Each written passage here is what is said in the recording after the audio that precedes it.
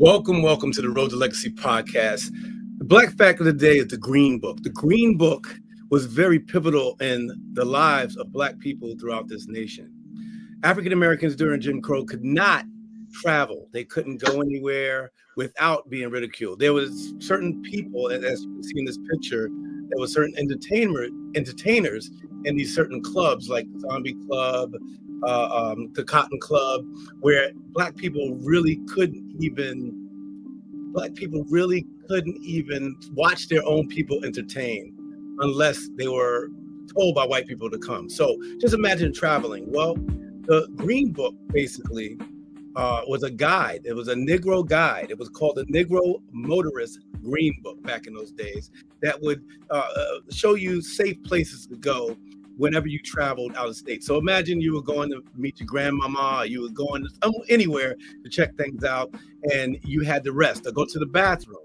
Well, this Green Book actually told you the places to go where you can be safe and not be basically killed in certain ways. The man who invented it was from Harlem. He was a postal worker. His name was Victor Hugo. Now, Victor, he created this book just for what I just said. Now, can you imagine, people out there that's listening to this podcast, what you would have to do if you had brown or black skin and you were traveling from New York to Virginia, which I did many times? My father had that Green Book back in those days. So the Black fact today is basically the Green Book. It's not a person. It's not a human being. It's a book that actually saved lives throughout the South and up in the big cities. So big up the Green Book. If you need any more information about the Negro Travelers or the Negro Motorist Green Book, look it up, learn the history. And one more thing, those places, each place that the Green Book logged, I think they logged over 95,000 places. Less than a quarter of those places are still existing. But it's important that we find some of these places. That's why at the Road to Legacy, we talk about the road all the time, just to see how those places saved our lives as Black people, African Americans in this country. And that's the Black fact of the day. Welcome to the Road to Legacy podcast. Hey, Donald, you there? How's everything going? What's up, Doc? Welcome back. It's good to see you, man. Thank you for dropping that incredible Black fact that is extremely important for everyone to know about. Because as Black folks, we always got to find a way to navigate in uncharted waters. One of the most beautiful things that I find with that Green Book and the Negro Travel Book is that in order for them to produce that, there had to be community. I think community is extremely important. And I know that Green Book would not have been possible without having community contacts in other states to say, hey, this is the road that we took. This is what you should take to get there. And it shows that by working together, what we can accomplish. And I think that's really important for us to know, especially in the current state that we are in within the United States and with this administration. You know what I mean? And then those sundown towns, right? That Negro Travel Book was specifically written because during that time, which was what, around 1936 to 1966. 1966, 1967, and that was the Jim Crow era, so what we all kind of have an idea, and if you don't know what was happening during that Jim Crow era, there were a lot of sundown towns, a bunch of them. And a lot of them, some of you may possibly already know. You were going to say something, Doc. I didn't mean that. No, I was going to say that, that like you said, it was an era, but the laws were put in back for a couple of years, but it still became an era because people still followed those laws that was put in. So the government had put a law that we were separate, basically, but equal. And sometimes some of the cities had laws and the states had laws where you had to drink out of different water fountains, where you couldn't go to the bathroom together. And that was the Jim Crow era. And some towns kept those things as the time went on. So back in New York, in the Cotton Club, right? Cotton Club was a Black club where entertainers would entertain people in a black neighborhood, but black people weren't allowed to go to the Cotton Club. And some of the things that the Green Book did was tell you the times that we could go or that we couldn't go, so we wouldn't be not just embarrassed walking into a place and not being welcome, but also to protect us from our safety. So, like you were saying, some of those sundown towns, though, were there were laws, county and city and state laws in those towns, but they kept them sometimes. And, you know, sometimes it was official, sometimes it wasn't official. So those things were, so you're right about this. I just wanted to add that in, that it was an era, and it still goes on in some towns to the day, you know? Yeah, it's crazy when you go back and you actually do the research and find out about what and where some of these sundown towns were. And what's also amazing is it's not that long ago, this history. So just to briefly go through some of the sundown towns, just for those of you guys who are watching this don't know. And what era was this? Like some of the sundown towns, that's now, or that, because now they're not really up, like you said, they're not legal, they're not in a law, but before it was a law, but now it's not. But you know, I just want to know what you're saying. Yeah, absolutely. So to your point, those sundown towns were not by law considered a sundown town, right? So legally, you didn't see a law that says no black people can go into this city or this state or this area during a certain time. But what happened is you would go into these towns and you would see literal signs saying, you know, no niggas allowed, or you better leave this town by a specific time, which gave the term, or coined the term, sundown towns, meaning that if you were black, you could not be caught in this town.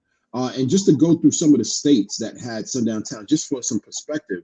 So we have Alabama, we have Arizona, the Arizona that is home to Arizona State University. Tempe. Tempe. Yes, Tempe, Arizona. What you're going to tell us, the state or just the towns within it too? I'm going to tell you the state and some of the towns, because this is a really long list. Right, go ahead. Right, I'm sorry. So no need to be sorry. You're good. So Tempe, Arizona, which is home of Arizona State University. What's the quarterback from the Cardinals? I believe he graduated from there. Young, great quarterback. I can't remember his name right now. But we also have Arkansas. Right. We have California, and you know I love California, man. But there were so many sundown towns in California. So we got Beverly Hills, California. We have Burbank, California. Culver City, California. These are places that now everybody knows and everyone lives in, and they're popular places to go see, to go tour. I know some people who live in some of these cities, and then one of them, they actually made a movie out of, Piedmont, California. So I don't know if you remember the movie, Doc. You know, you told me about the movie. So what happened in Piedmont, California, this was around 1925. You had Sydney and Irene Darling that moved into this suburb in Piedmont, California. And they actually got their white friends to purchase the home for them. And so what happened after they purchased this home, which was in an all-white town, they were threatened by 500 mob Ku Klux Klan members named Burt and Becker, to be specific. And I can't. Do you remember the name that you told me about the movie? What's the name of that movie that they did on this? Well, loosely based on that story was that I forgot who directed it, but the black production them. A series of horror stories, but go ahead. Yeah, so basically, they threatened these people. They put bombs in their homes, and forced them to basically leave this town. We also have Colorado that's on that list, Connecticut, Florida, as we all know, Georgia's on that list, Illinois. Now, Illinois, man, in 1909, there was a major lynching of a gentleman by the name of William Froggy James. This is in Cairo, Illinois. There was they lynched this black man, and there were 10,000 spectators. 10,000 spectators to watch this lynching. When we hear about the statistics of black crime and black people are violent, can just for your perspective, guys, 10,000 white spectators watching this man being lynched. That's like going to a Super Bowl or going to an NBA Finals game. Just for your perspective, 10,000 people. This is in this was actually in Cairo, Illinois. But Illinois is on there. Indiana, we have on that list Iowa, Kansas, Kentucky, Louisiana, Maryland, Massachusetts, Michigan, Minnesota, Missouri, Nevada, New Jersey, North Carolina, right, Ohio. So I'm sorry, I cut you off. I want to tell you this, but go ahead, because back to what you were saying earlier. Go ahead, finish that thought. Yeah, I just want to go through these last states just for your perspective to know how many sundown towns there were in our country, the United States. So I said the last one I said was Oklahoma. There's Oregon, Pennsylvania, South Dakota, Tennessee, Texas, Washington, Wisconsin. Now, that's almost all 50 states. It's about half. It's just crazy to know. I'm laughing at it, but it's definitely not a laughing matter, especially when you put it in context of what we're going through right now. Right, and you know, and like Donald was saying a minute ago to everyone, so the TV show was Them, and it was a series of shows. And it was. I'm reading now that it was based on the TV show Them. I remember when you were telling me about it, I was thinking about that movie because I was like, oh, that's just like the movie. But it was loosely based on that. It was in LA. It was in 1953 during the Great Migration, right? Mm-hmm. A lot of people came. The show was focused on the Emery family, a black family who moved to an all-white neighborhood in Los Angeles in 1953 during the Great Migration. They faced intense racism, harassment from their neighbors, reflecting a real-life prejudice black families experienced when they were trying to integrate into white areas. And it talks about the financial impact of it, and it goes on and on. But the series, because Them is a series of shows, and Them of horror shows. And this one was called The Covenant. So if you ever have time to check out that TV show to kind of get the just. Now the end of it, I saw the end of it. The end of it is it's like a horror TV show. I mean, it's a TV show. It's a fantasy, but they base it on exactly what we're talking about when it came to Jim Crow and the Green Book. Even though this is not a Jim Crow lesson, but this is keeping yourself safe lesson, especially in these days, especially on the day. And I'm not going to get too deep into this, but people should know this, on the day that Donald Trump on the 10th will be banning Haitians from coming into this country, will be banning certain African nations from coming into the country, and of course Middle Eastern, which he did when I was working back in 2000 and the last time he was president. When I was working hospitality, a friend of mine had passed away because he had banned one of his doctors from coming in from Yemen. And that person passed away because she was being treated every 6 months by this doctor, and the doctor couldn't come into the country and it got stuck in Germany. So this is real. These travel bans are real.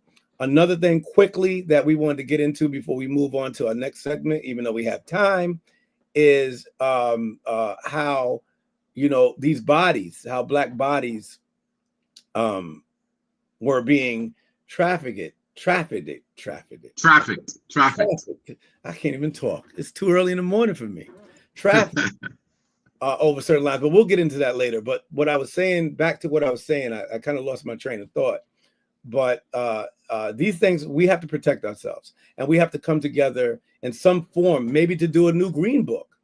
And that's one of the reasons why I wanted to say that the Green Book was a black fact, because the Green Book may be needed in the next 3 years, especially if he stays in, which I don't think is possible, but especially if this nation goes through hard times where even the MAGA people get upset because MAGA, they're violent, and it could start something where we can go backwards, which where this administration wants us to go, so they can do the Great Steal. So we need to protect ourselves. So maybe we need to come up with another green book. Maybe we need to find another Victor Hugo, or we need to just do it now. We have a lot of technology. We can do it on the internet. We can do it on all types of ways. And, history sometimes repeats itself. In this case, if it does, we need to repeat this. And what makes things so crazy is that I'm not sure. I got to do the research on this, but Donald Trump is probably one of the only presidents who does not read the presidential briefing every single day. Now, this just came out recently. Can you imagine the president of the United States is not reading one of the most important documents that he should be reading on a daily basis to know what's not just happening in this country, knowing about the threats that are happening outside of this country? This man is crazy. So to your point, we may possibly need the Green Book. And talking about the Green Book and on Travel Thursdays, you've done way more traveling than I have. But you and I, when we went down to Colburn, Virginia to go see your mom, we did in a really amazing trip where we went down the Shenandoah Valley. What's that? That's Route 11, right? If I'm not mistaken, there. Right. And we drove through, or you took me through all of the Civil War trail, which I thought was truly amazing. It's like traveling down history, and that Civil War trail just played such a pivotal role in the change of America, which had started based upon Black bodies. Right? You want to tell us a little bit about our trip, Doc? Yeah, that trip was something that I have done since I was a child. And when I was in the Army, going back and forth to New York, to certain parts of North Carolina, which was Fayetteville, North Carolina, Fort Bragg, which was Fort Liberty, but went back to Fort Bragg. And I digress. Let me just say one more thing. Another thing the administration did a couple of days, I'm not getting off the subject, but another thing that they freaking did was take all the names off of the ships, the naval ships. Did you know about that, Donald? No, they took all of the name. Which names did they take off? The USS, they eliminated Hexeth, and Donald Trump eliminated the USS Harriet Tubman. They eliminated the USS Thurgood Marshall, the USS Milken, who was a gay man, and they did it on Pride Month because that's what they want. Who was a gay man who was assassinated with a mayor. I forgot what city he's from. I'll get that information before we're over. And the USS, they're calling it, I forgot what they're calling it, but they're trying to get rid of all the ethnic names because they say it's DEI. But anyway, back to what we were talking about, right? We'll talk about that in a minute or later on as we go on. Yeah, so those highways, and the reason I brought that up is because the highway is Lee Highway. And Lee, and when Curtis comes on later on in a certain time, Curtis would explain to you exactly who General Lee was.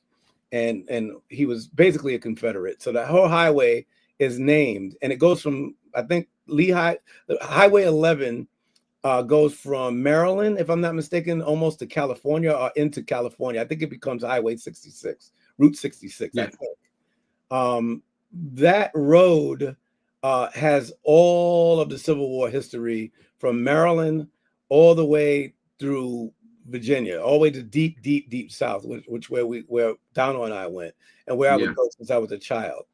Traveling those roads back to the Green Book when I was a kid, truckers used to try to run us off the road. Cops would pull us over and take my father to their homes. So they would extort my father $200, which was a lot of money back in the 1970s and 80s. A lot of money, right? 1970s. Even though my father was an official in New York, he had his badge with him. He was a fireman in New York that everybody knew. But still, they would still extort him. We would get run off the road. There's certain places that we couldn't stop, certain places that we couldn't stop to urinate or pee. So we had to pee in the woods or pee in the along the highway. But I didn't really appreciate Route 11 and the Civil War trail until I was in the military, seeing all the statues and seeing how many people died during the Civil War, and then attaching that to the African American experience as an African American man who has ancestors who had died for the war and because of the war and against the war. So the war was basically a fight for Black freedom.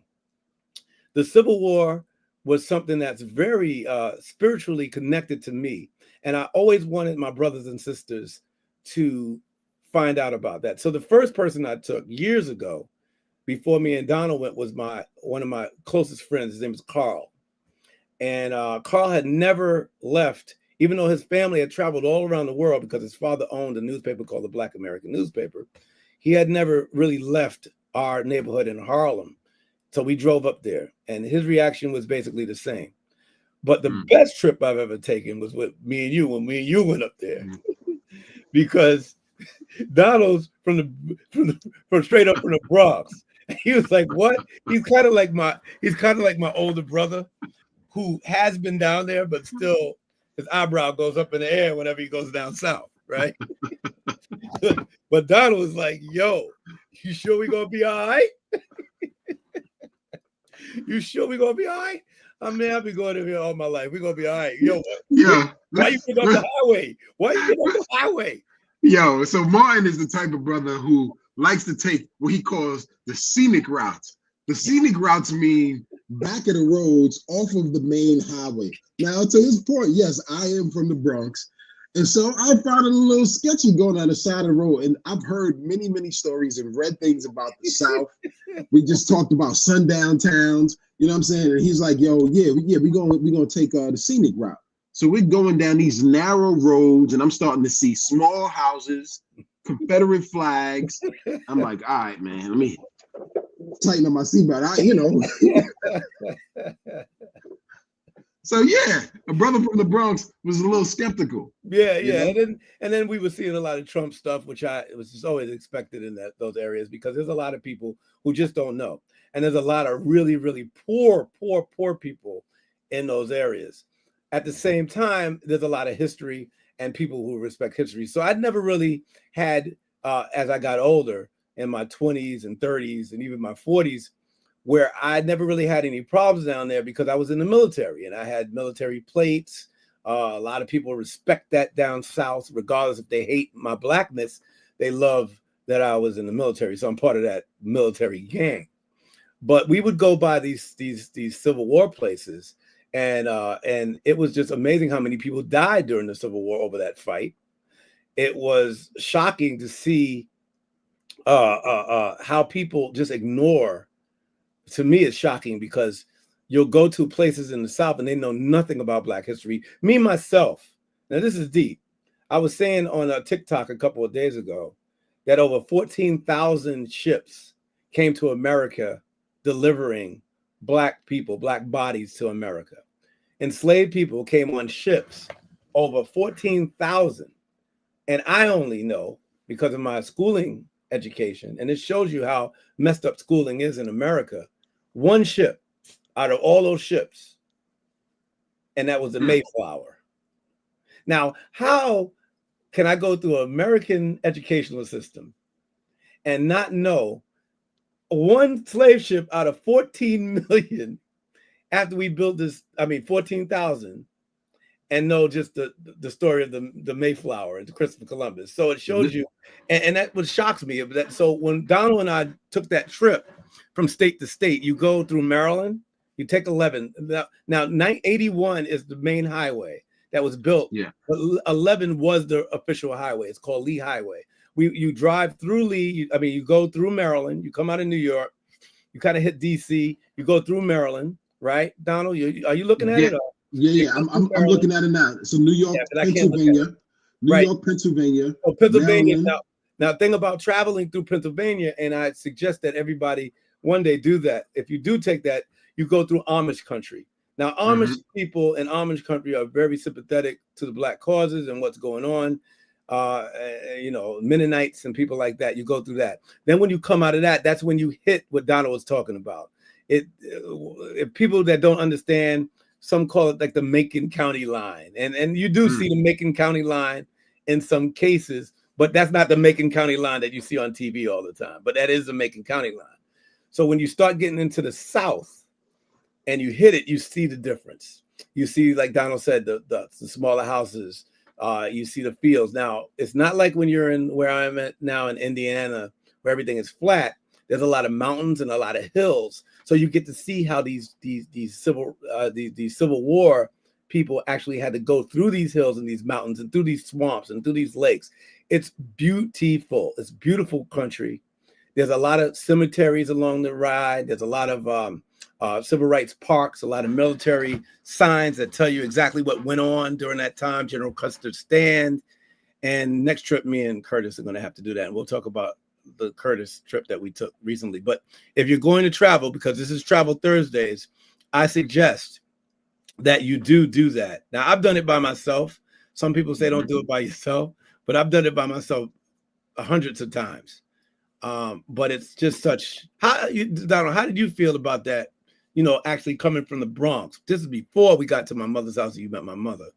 But how did you feel like that as we were driving through those areas, other than feeling kind of weird and skeptical and a little fearful? You know what? It was an eye opener. So growing up in New York City in the Bronx, like you just mentioned, we're around a bunch of tall buildings, lights, cars, people all over the place. And it was interesting just traveling out of the city into rural America and seeing the stark difference of communities and neighborhoods and people, or lack of people on the street. Lack of people, poverty. Right. Yeah, poverty, and the poverty was different because, growing up in the city, poverty, you see a lot of African Americans, you see some Latinos, but this is a different kind of poverty. I remember when we went, when you used to live up here in Nyack, and you took me through that Jewish neighborhood. Yeah. And I saw Jewish poverty that kind of blew my mind the same way. And what was also surprising is this was around the time when Trump was running for his very first presidential election seat. And there were Trump signs all over the place. In fact, I'll post this on our social media later. There was a part of town on that Shenandoah Valley route, that route US 11, where we had pulled over, and there were a bunch of Trump signs posted on this gate. I'm talking about maybe at least 15 massive Trump signs. And so it was more than that, man. It was more than that. It was 15 masses and maybe 30 small, tiny Trump signs all over the place. Yeah, you could tell that you were in a different part of town. You were in Trump town.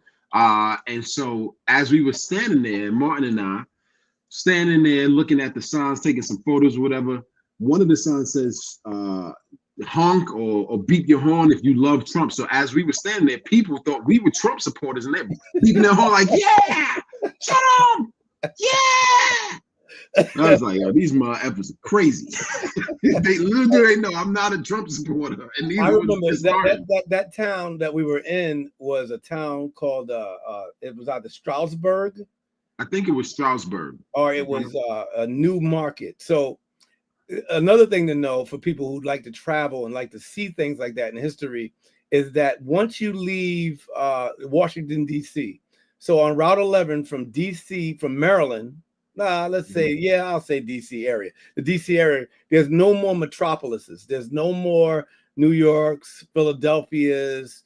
There's no more, whatever, until you get to Roanoke. And that's got to be about maybe a 7-hour ride. And Roanoke is a city, is a metropolis, but it's a small city. And then after that, you don't get any more. That's Roanoke, Virginia, until you get to Bristol, Kingsport, Tennessee, which is also a city. So in between those areas, there's no city. So you get a real feel of how it is or how it was during the Green Book. Not that you're going to not be able to go to the bathroom, but now from that point on, it's not. And that's another thing I have to say, Donald. I hope I'm not rambling on too much, man.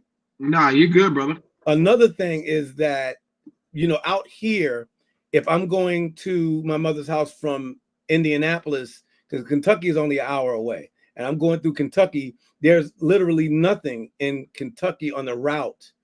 It's not Route 11. There's nothing to see on that route, right? But when you do stop to go to a gas station, there's no law. They don't abide by certain laws, so they still smoke in the gas stations in Kentucky. They don't have to really serve you if they don't want to. You can sit there all day. So I know certain parts. And my daughter, who lives in Tennessee, who takes that same route to see me, she's 30. She knows where not to stop at 30 years old, right? Young woman in Kentucky. Not because she's afraid, even though she's licensed to carry a weapon. She does carry a weapon, and out here you can go state to state with your weapon. And this is all about travel. Not that she's afraid to get hurt. It's just that she's afraid more so these days to be embarrassed and get upset that nobody's serving her because she is Black or she's a woman.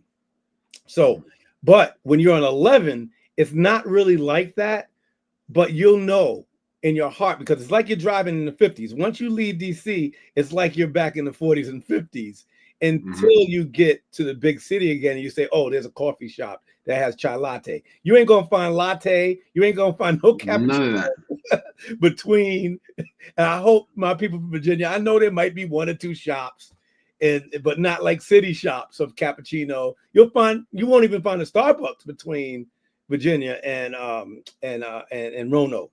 So the towns that you would go through are Harrisonburg, Stratton, Lexington, Natural Bridge. Now, Donald, I don't know if you remember Natural Bridge. We pulled over, we went down the hill. There was a couple of hotels. They had a candy shop, like a fudge place. It was like a country. It was on Route 11. It's a stop. Did they have a thrift shop? Because I remember going to some thrift shop. Yeah, they had a thrift shop. It's like it's kind of like we haven't been to Harper's Ferry, right? No, not yet. Do that. So it's kind of like Natural Bridge is like Harper's Ferry, and Natural Bridge it's called Natural Bridge because it's a built stone mountain, and it's a bridge. It's a natural bridge that looks like stone, and it's just beautiful over there. And then you go to Buchanan, and then you hit Roanoke. So you don't see too many. There's a lot of churches. There's a lot of churches there, like little small churches and rail stops, but you don't see a lot over there. So if you want to get that experience that we were talking about earlier when it came to the Green Book, without feeling in danger, you take Route 11 to like Roanoke, Virginia. If you're going that way, it's a lot of history there. You'll learn a lot. Yeah, it's just amazing when you get a chance to travel across America, even in the current times, within that perspective of the Civil War, man, and just imagining what that was like during that time.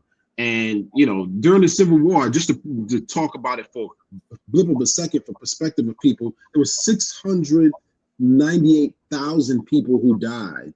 And it says, if you compare that to today's time and population, that was about 5 million people. So that's a lot of people who died for our rights, So I believe it's just fascinating, just traveling down down Route 11, you and I. And then, I know that recently you and Curtis had traveled upstate New York. So tell me about that trip. What made y'all go upstate New York? So another place that I love to go, one of my favorite places to travel in my life is Massachusetts. I love it. And now I know that places like Springfield and Boston, they have a lot of issues with poverty. Boston with racism and poverty. Springfield, which is a large Black community, which one of my best friends comes from and lived in and escaped. That's how he calls it. Escaped from is Springfield, Massachusetts, and it's also the home of the basketball, the Hall of Fame. Springfield, Massachusetts. So a lot of people will go, they'll look around, they'll bypass, I hear people saying, man, that basketball Hall of Fame was crazy. It's a bad neighborhood. Well, Springfield has no money. Springfield has always been that type of state like Camden, New Jersey and Newburgh, New York, that has a lot of poverty, had hardworking towns back in the day that has poverty. But there's also beautiful, beautiful places in Massachusetts that have a lot of Black history in it. So I had to go up there to take my daughter. My daughter goes to this really great camp where she went to the camp. Now she's going to be one of the leaders of the camp, basically one of the bosses running all the counselors at the camp. It's called Beckett Chimney Corners, and it's in a town called Beckett, which is in the Berkshires. Now, a lot of people in New York, I was up there this week, Donald. Last week, week before last, whenever we went, you get to see a lot of New York license plates because everybody that lives in New York escapes to the Berkshires. And the hotels, in some cases, you can go to a Holiday Inn there, and this is for you travelers. And the hotels during peak season, no, not even peak season, every season, winter, because it's a ski resorts up there, there's everything, $400 or $500 for a Holiday Inn a night in some cases. So you have to book it early, or you have to get a really good bed and breakfast. I happen to stay in a great bed and breakfast, but my sister-in-law went to school there, and she wanted to go back just to see art school there, just to see some friends. Some old people in our family started getting sick again, so she couldn't go. But I had to go, even though I paid for the Airbnb, and I know some people up there. And the Airbnb was in a town called Lenox. Now, Lenox is also a very historic town.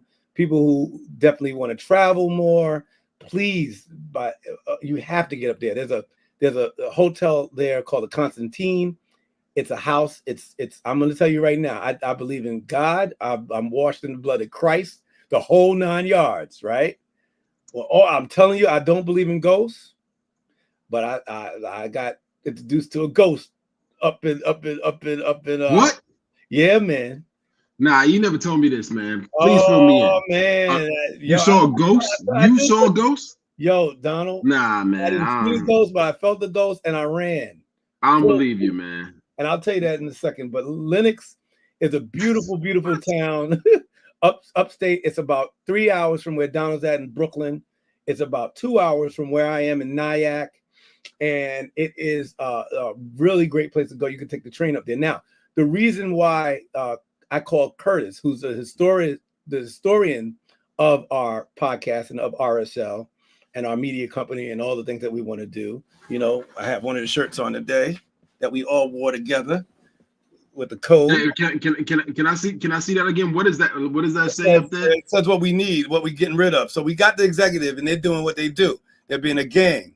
Then the legislative, that's being lost. But Project 2025 said they was going to get away with it, and the judicial is now saying, "Yo, you ain't following what we saying, man. Yo, we thank you for putting us in, man, but you kind of going against the Constitution." But he don't care. But anyway, so Curtis was the one who designed this shirt, and Curtis is also the historian of our podcast, right? And the reason why we went up there is because he's never been that area and he knows history. Even though he knows a lot, just like Donald and I, he's open to learn a lot. And Curtis knows a lot when it comes to, the paper and learning this history. And he knew about this Civil War a man named Agrippa. And as we go on, not to get off the travel subject today, we'll have Curtis explain to us next time next time he's on why. And if you go to our Instagram, you will see him speaking about Agrippa and a woman, her name was Elizabeth, and she was in those areas. And those are Black historians that changed so much. And they're great stories. They're not sad stories. They're not slave stories. They're stories about how people sued the government, right, through our Constitution, even during those days, 1800s, and won. And Trump is trying to take all that stuff away right now. But especially like Ida B. Wells. Right. Ida B. Wells is another one who actually could fight, against tyranny and the killing of Black people through the system. Because the Constitution, even though the forefathers didn't write it for us, it works for us. It did. It worked for us. Not all the time, but it did get us to the point where we could sit here on this podcast and say what the F we want to say. Yeah. But get I mean to interject, but I gotta hear about that ghost. I gotta hear about the ghost. I'm gonna get back to the ghost. So that's me and Curtis went up there. We went to a couple of bars and had a couple of drinks a couple of times where there was nothing but white people watching the game, you know what I'm saying, against the Knicks. And I mean, the Knicks game, and everybody was loving the Knicks, and everybody was loving us. We met really great people. We went to the Norman Rockwell Museum in Stockbridge, which had a lot of history. Ruby Bridges' history is in there. That's where her famous painting was drawn and painted. We went to a couple of Civil War sites. You know, when you go up to Massachusetts, it's even going back further than the South.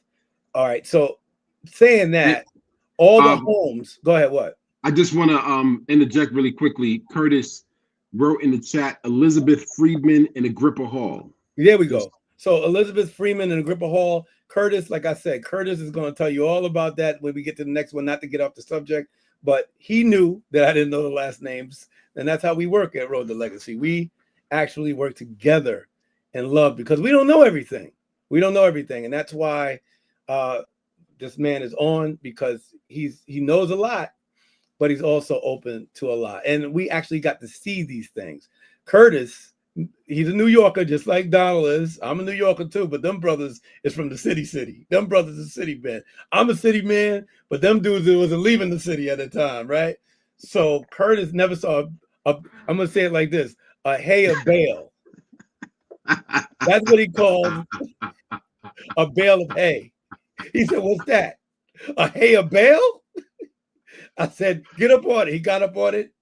He sat on that thing. He said, "I'm sitting here on a bale, a hay of bale, a bay of hail, a bay of hail."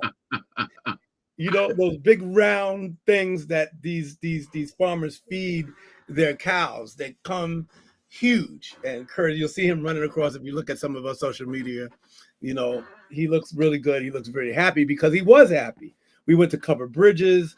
We did a lot of history things that he is definitely into and that you can learn about. Now, all the homes there, as a matter of fact, Curtis and I stayed in a bed and breakfast that was over 200 years, 300 years old, right? So, and this bed and breakfast is just beautiful. And if you have a chance to go to your Airbnb, look for bed and breakfast. You're going to have to pay a little money, but if you catch it, like I caught it, and I knew three of the guys who owned it. So they gave it to me for a really low price because I couldn't been able to do it anyway, but they gave it to a really good price. But if you find it, then these homes, a good one, these homes are beautiful. So the last time I stayed there, it was a blizzard, right? The blizzard came a day after I got there. Now I had a shop out there. I have an antique shop. I like to sell antiques because I know a lot about antiques. And in a matter of fact, as I keep talking about it, I'm going to show you one of my favorite antiques. And then we'll go on. But anyway, so we were up there and I had to go to my store. And this is the story Donna wants to hear. And I'm getting to it. This is the story Donna wants to. So, I go to the store. Now, I believe in Christ. Christ is my Lord and Savior. I consider myself a born-again Christian. Straight up born-again Christian. I'm not some conservative dude that says that Trump was put in office by God, because that ain't what happened. He's allowing us to go through this, blah, blah, blah, blah, blah. I could talk about the Bible. Me and Curtis get into arguments back and forth because I believe in the blood of Christ, that Christ was God. I believe in all that, right? So I don't really believe in no ghosts and stuff like that. I believe that there's spirits, but I just don't believe in ghosts, right? So I go to this hotel called a Constantine, right? I remember, actually. I remember you speaking to me about it. It's a mansion. It's a mansion. It's a mansion, and it's a snowstorm. I'm doing my stuff at my shop, and a snowstorm is going on outside. And this is Massachusetts, so nobody cares about a snowstorm. The snow could go 8 feet. People still moving around. Trucks are still going. Everybody's doing. So I'm doing my thing. I'm moving around. And then I get a call that the lights have gone out in my hotel. So I say, all right, I finished my work. I head back at about 6 o'clock. Now, it gets dark at 6 o'clock in the wintertime in this part of the country because of daylight saving time. So I get back to the hotel and I walk in. I drive up to get my stuff, to move my stuff from one hotel to the next, but the lights are on. So I was like, you know what? Nobody's in this hotel. I'm going to stay in this hotel. Now, you remember, I don't know if anybody out there have ever watched a show called The Shining, a movie called The Shining. This building is like a tiny Shining. The carpet is like The Shining. Everything is like The Shining. And it didn't bother me because I like vintage stuff, and it's clean, it's beautiful, it's renovated, but it looks like The Shining. They got a bar downstairs just like The Shining. Now, I'm the only one in this whole house. It's got maybe 30 rooms. And I had the best Wow. room because I'm the only one in it, but it's a mansion. It's a house, right? That they turned into a hotel bed and breakfast. So I'm in this place. I walk in there. The snow is piling up. I got a 4-wheel drive, so I had no problem. There's nobody driving in the driveway, but my tracks in the driveway. There's nobody's feet in the snow, but my feet in the snow going to the house. I open the door. I go upstairs. I look around. It's quiet. I turn on the TV. I go, okay, you know what? I'm not going back to that place. I'm going to stay here. So I sit down, and all of a sudden, the door that I had slammed downstairs, I hear it open. Boom. I go down there. I look down, and the snow is just pouring in, and the door is wide open. So I close it. I lock it. I go back upstairs. About 20 minutes later, the door opens again. Boom. The same door that you locked? The same door that I closed and locked. So I said, that must be the maintenance guy. So I go out and I go, hey, yo, hey. And nobody answers me, right? So I go out back to see if I see some footprints. There's no footprints outside. So I go, okay. I called my nephew Corey, and my nephew Corey starts saying, yeah, Uncle Martin, there's dead bodies in the basement. So I started getting a little paranoid, you know what I'm saying? Yeah, Uncle Martin. He starts joking with me, right? I'm all by myself in this place calling people. I think I called you too, Donald. Yeah, we spoke. I was showing you around the place, and it just started getting really weird, and I started feeling really cold, and the heat was on. 5 minutes later, another door opens, and something else falls, and I go out. I look outside. There's no cars. There's no nothing. There's lights going on in the back. There's stuff falling. I say, I'm still not leaving. Black man still didn't leave. I didn't run like they do in the movies. I went downstairs because they had a bar. They had a bar. And I went, and right behind the bar was some bourbon. I went downstairs. I poured myself a little glass of a shot of bourbon. And I'm sitting behind the bar like the dude was in The Shining. And I started to imagine if a bartender pops up out of nowhere and starts talking to me. I don't know if you saw The Shining, Donald, but that's what happened in The Shining. He was sitting at the bar. It was an empty hotel. He was tending an empty hotel. And somebody at the bar came and started drinking with him, and it happened to be the ghost that told him to go kill everybody in the house. So I'm sitting at the bar drinking the drink, and I'm like, yo, this is too much like The Shining. I hear the door that I locked again opened again. I got my black ass up them stairs, got my bag, and I ran out that door. Jumped in that truck and ran to the next hotel. Got to the next hotel. I said, I don't know what happened. And the lady said, yeah, we have a nice ghost in there, but the ghost is a friendly ghost. The ghost wouldn't bother you. And she was serious. She said, yeah, that house has been there since 14 something or 15 something or 16 something. And yeah, there's a ghost that's been in there. His name is blah, blah, blah, blah, blah, blah, blah. And he dwells upstairs. When I was driving away, the light upstairs was going off and on, off and on, off and on. Petro. What? Massachusetts, Lenox. It's in Lenox, Massachusetts. It's one called the Whitlock Hotel, which is a really great place. It's old, so it gets hot upstairs sometimes. And then there's Constance. The Constance is beautiful.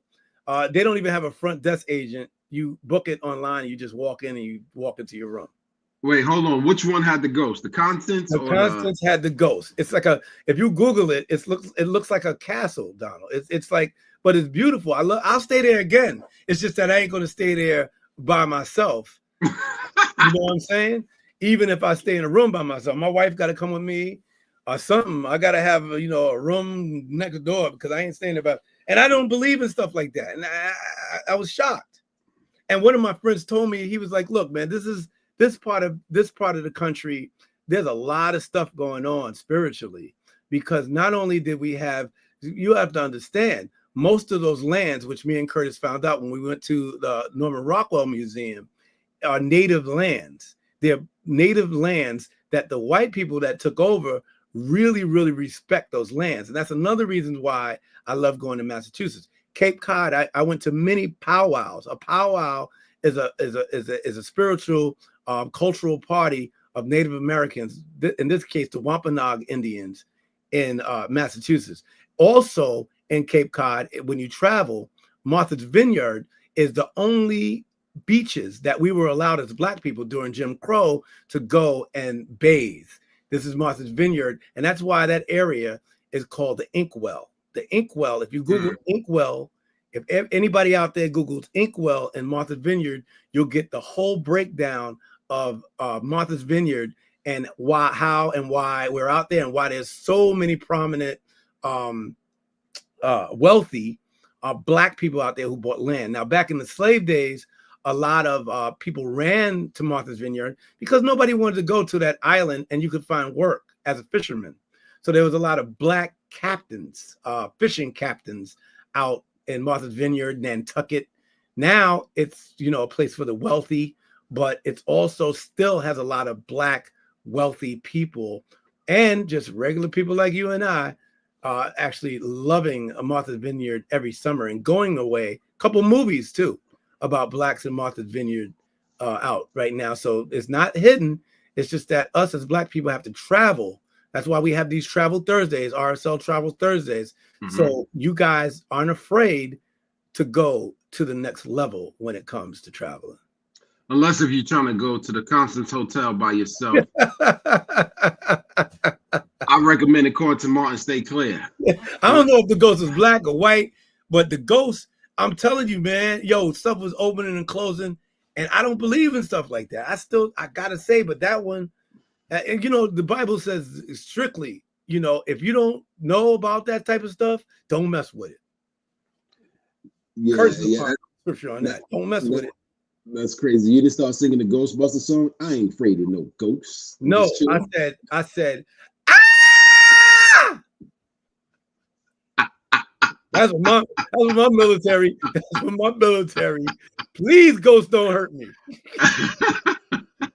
Yeah, I'm gonna find that clip and use it as a meme now. Hey, that's what I did. Ah! I look like that too. I look like that. My whole face is crooked. My wrinkles is busting out. I ran. On Travel Thursdays, I want y'all to leave this podcast just like Martin left out that hotel. I ran. So that's something to know. It's funny as hell, man. Yeah, don't be afraid to travel. Don't be afraid to experience these things, because these things are very, very important to especially these days, to Black and white people, and to our American history, and to our survival as people in this country, and from indigenous people, because Curtis and I learned a lot about. I did not know that Norman Rockwell's, my sister-in-law knew that his house was literally in Great Barrington, but they moved it where he did his stuff up to a Native American land, which is preserved and saved for them by that Norman Rockwell foundation or whatever it is, to keep people safe and to keep people understanding about the Native American land. We also, one more last thing, I have to say this. I don't know where we are in time, Donald, but I think we're still good. We went to Storm King. Storm King is in New York, right? And it's right next to West Point. For you people who want to travel, I'll post some of this later. If you have time to go to West Point, please take the tour. It's amazing. It's a great tour. It tells more about history, military history, about art history, also at West Point, and also Storm King. Storm King is a huge, I forgot how many acres it is. I'll have to look that up. Storm King is acres upon acres upon acres of outdoor, and Donald's been there with his kids, outdoor sculptures, and you can take your family with you. You can picnic on Storm King, and you can make it a whole day thing. It's worth every single dime that you spend. It's not expensive. If you have a military background or military ID, you get into those places free, especially on military days like Memorial Day and stuff like that. Curtis and I got into most of these places from my military ID. And the last place, one of the places we got in, which was Norman Rockwell, you can use your EBT card. I think that's your welfare card or your card to get in. You can use that. They let you in free. So America is a great place to travel if you know how to do it and you know how to use your resources. And that's another reason why Donald Trump is trying to take away your benefits, because that's part of your benefits is learning your history. So Storm King was really great. You have to stop at Storm King. That's only about an hour away, the best tacos, and Donald is going to, which Donald is going to say is wrong of me to say, but the best Oh tacos my are God. right next to the ice cream place in Beacon, New York, where they share Chardonnay ice cream and vodka ice cream. You're not going to find that anywhere else. But he goes to a place in Newburgh where I almost said something crazy. Where Yeah, I know. Go ahead, say it, because we got two people listening right now. He goes to the bougie areas, right? He goes to the bougie areas to have his tacos, which is in Newburgh. Now, Newburgh is a hood on the other side of 9W. Okay.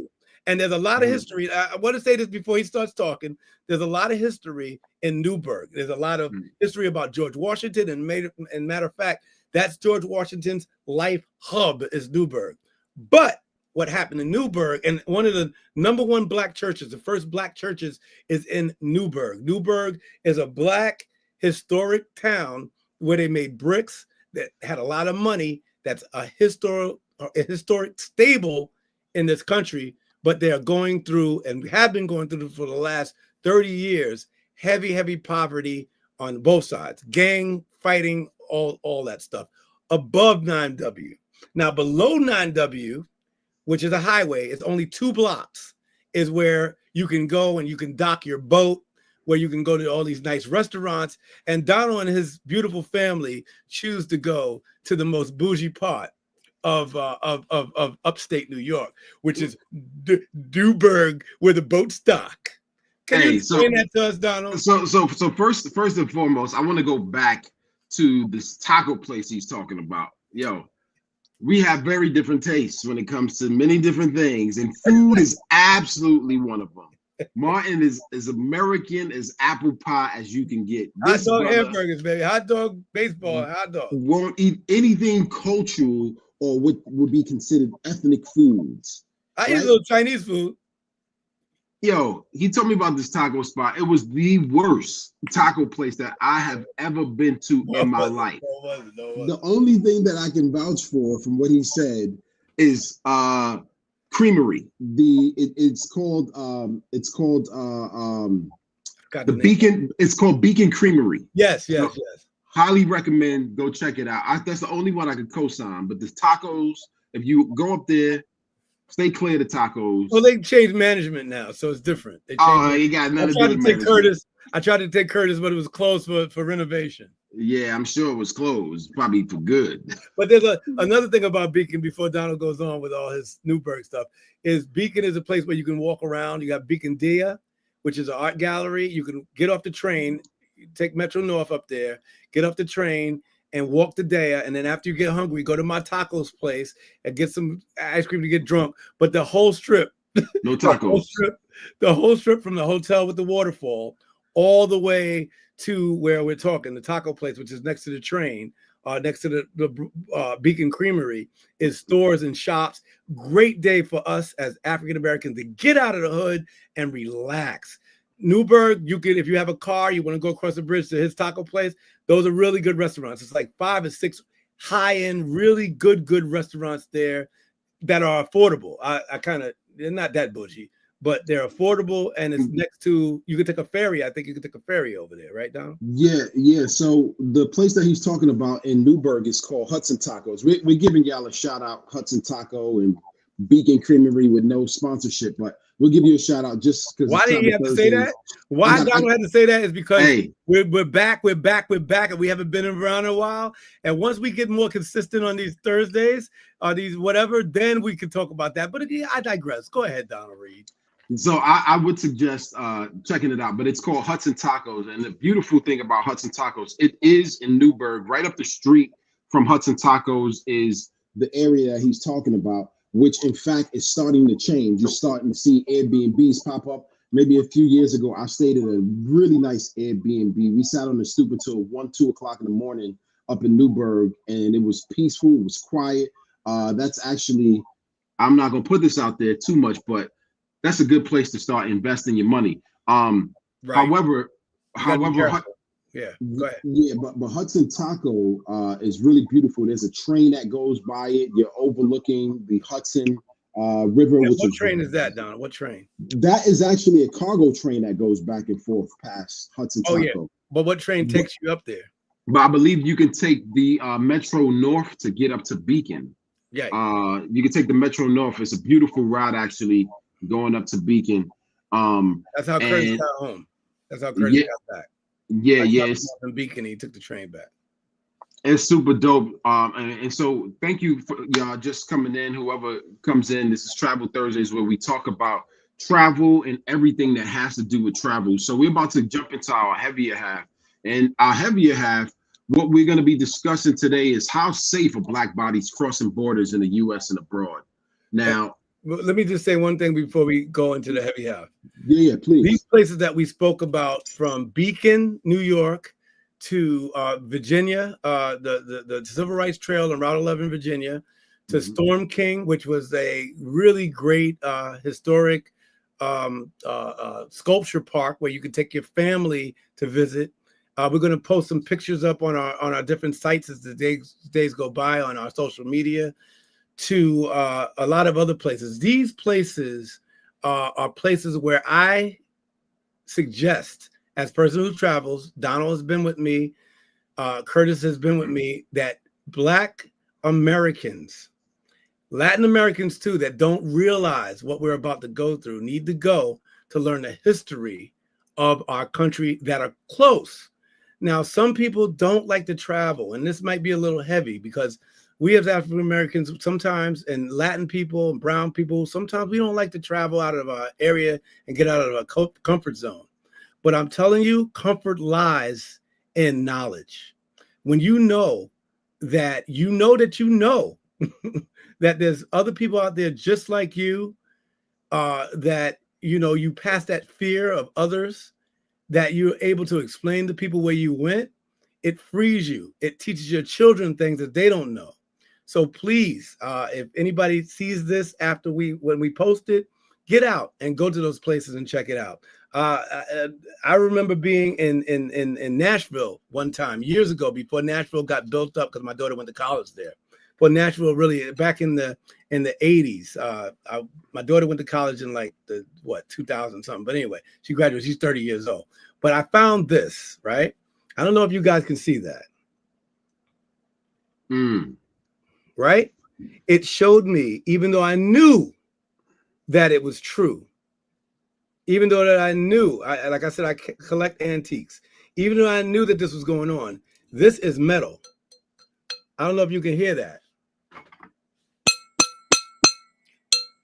This was meant not to ever be taken down, but it's down because people like us traveled. This is what people saw during the Green Book. And if this wasn't on the wall, the Green Book would tell you you can't go in, or the Green Book would tell you where you wouldn't find signs like this. Right?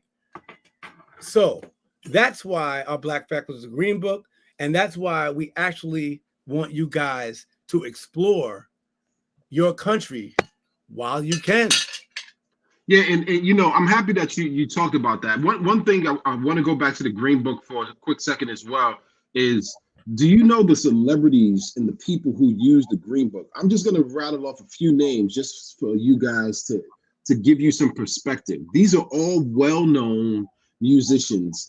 Imagine if we went back to that time during the Jim Crow South era, and you had all of our well-known musicians. Beyonce, right? Drake. Beyonce, all of them, you name it. But back then, these were the top of the echelon and food chain of Black excellence when it comes down to entertainment and music. So we had Duke Ellington, Ella Fitzgerald, Louis Armstrong, Nat King Cole, Ray Charles, Cab Calloway, Little Richard, Sam Cooke, Billie Holiday, just to name a few of the people who used this Negro Travel Green Book to get around.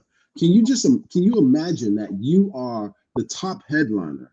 And I mean, you all have heard about this before, so you may not be hearing anything new when it comes to that. But to put it in perspective, imagine being a headliner and having to go through the back door, or having to figure out a way to navigate how to get out of this town. because they're going to kill you. And let's bring it back forward to, we won't even go to the 1960s. Let's think about in New York City, in Queens. Talk about sundown towns. There were sundown towns literally in New York City in the 90s. You couldn't go to Howard Beach. Howard Beach was an all-white Italian neighborhood where if you were black and got caught in Howard Beach, they would either beat you up, they would chase you out. In fact, there was a black man who got killed in Howard Beach. I got caught up in that, and the cops basically let me go because they told me, and that's because I knew what Donald was saying. They told me I was right, and they let me go. I got lost going to Jones Beach in my Jeep with the top off. I think I told you this story. And I went through all the lights, and a guy from I stopped at a light, and some Italians with some pit bulls started walking towards me, and a guy with maybe that's why I like ding dongs and Hostess cakes. A Hostess cake guy pulled up to me and said, "Man, follow me, white dude." I followed him and went through all the lights. The cop pulled me over, and he asked me why I went through the lights. I looked at him in his eyes, and I said, "Yo, man, I'm in Howard Beach." And he said, "Yeah, you're right. Go," and let me go. So yeah, go ahead, Don. I'm sorry to interrupt that, but you're right. No, you're right, y'all. And that was daytime. That was daytime, man. And I remember I went to I may be dating myself a little bit, but when I heard about this back in the day, I went to Queens. I went to school in Queens. I went to John Adams, and I had mixed friends, white, black, Asian, etc. And I remember walking one of my white friends home. It was like, "Yo, you going to Howard Beach?" I was like, "Yeah, I'm going to Howard Beach," because I didn't think anything of it. I was able to go over there and it was fine. But just to know that this existed in our time, you know what I mean? So just as a black man, we constantly have to learn to navigate through these times. And it's crazy to think about that we're in 2025 and we are still dealing with the issue of racism in this country. You know what I mean? And there's so much going on. So we're jumping into our heavy half where we're talking about. This is heavy. Hey, let me ask you a question. When did Spike Lee's movie, the one that what's her name did, the one that Do the Right Thing? Yeah, when the pizza parlor, when they broke all the windows in the pizza parlor, was that Do the Right Thing? That was Do the Right Thing. What year did that come out? Do you remember? Do the Right Thing came out, and I'm looking it up right now. Do the Right Thing came out in 1989. Okay, so listen to this. In 1986, speaking about Howard Beach, and we're still on travel, in 1986, right, a 23-year-old black man named Michael Griffin, if you remember. Yep, I remember. Was basically, and I think Spike Lee loosely based some of that scene on what happened to him in Howard Beach. And he was attacked in front of the pizza parlor by a whole bunch of white Italian youths. And was severely beaten to death out there. I mean, not to death. He was severely beaten. And that was one of the biggest incidents that kind of brought light, because he went to meet a friend of his, a white friend of his. And then they said that he shouldn't be in that area. And they beat him and two other men in front of the pizza parlor. And I think that movie, if I'm not mistaken, was set on that. But from that year all the way on, it wasn't just Michael Griffith. It was a couple of other people. It was a guy named Willie Turks, I'm reading now. And that whole, believe it or not, that whole Yusuf Hawkins situation, you remember that? Yeah, I remember that. That was crazy. It goes on and on and on. And you had the Gambino crime family that was part of all that stuff back in those days. And that was Bensonhurst. Bensonhurst is another place where you couldn't go if you were any type of colored type of person to walk through. If you had any type of color in your bones, certain Italians was like, "Yo," they thought I was black. You know what I'm saying? But yeah, so those areas, you're 100% right about that. And even in certain parts of Brooklyn, I mean, the whole Gavin Cato thing, that didn't have anything to do with Sun, but it had a lot to do with a black boy getting hit in basically a white Jewish neighborhood, and them attending not to the black boy that got hit by the car, but to the Jewish guy who was part of it. But anyway, the point of the Yeah. matter is it's all about traveling safe and knowing where you are, but still enjoying yourself. You know what I'm saying? Yeah, and one of the best histories, To me is travel. You know, Best way to and learn. You mean the best the, way to be- learn history? the best way to learn history, thank you, is through travel. And just really briefly, to go to that Howard Beach thing, it was actually three black men. Their car broke down, and they were walked a few blocks away to see if they can find a phone, and they found this pizza shop. Right. and They didn't have a phone at the pizza shop, so they ordered some pizza. and then these guys came out saying racial slurs. And to your point, one of them did get beaten really badly and ran across the Belt Parkway and got hit by a car and Yeah, died. that's the one. Yep, I remember that. Yeah. And remember the one where the guy he went to the community and he went to see his girlfriend to buy, and he went to buy a car with his girlfriend. Yeah. That was a big one too. That was a real big one. I can't remember that one, but when you're the point is when you're traveling, you go into these places. Like I said, I was on my way to Jones Beach. Jones Beach is in Long Island, and you have to go. You don't have to go to that community, but like Donald said, and y'all are gonna laugh at me, I like to take the back roads. I don't like to take the highway. So this time I was in my Jeep. I was by myself. I was still in the Army at the time, I think. I was driving through. I was on leave, and I was driving back. And sure enough, I was stopped at the light, and these Italian dudes with their hats backwards and their pants sagging, I'm just saying, was checking me out with their pit bull and started walking towards me and calling me names. And I didn't think it was me.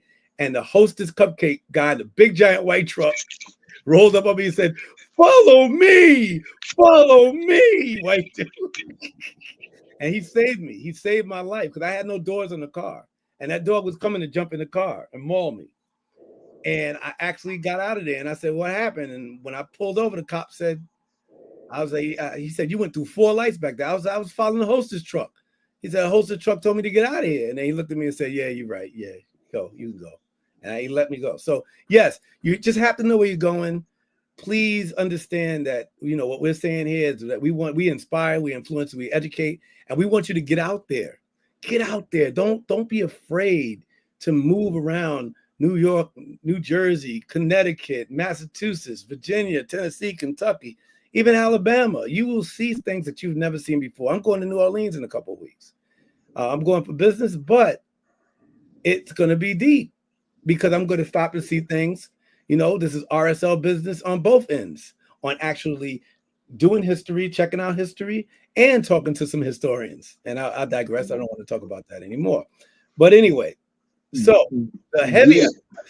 Go ahead, Donna. What was you saying? No, I was just gonna say the heavy half. So we talk about you're hearing a lot right now about the Diddy case and trafficking and you heard as he shows a great photo of Harriet Tubman.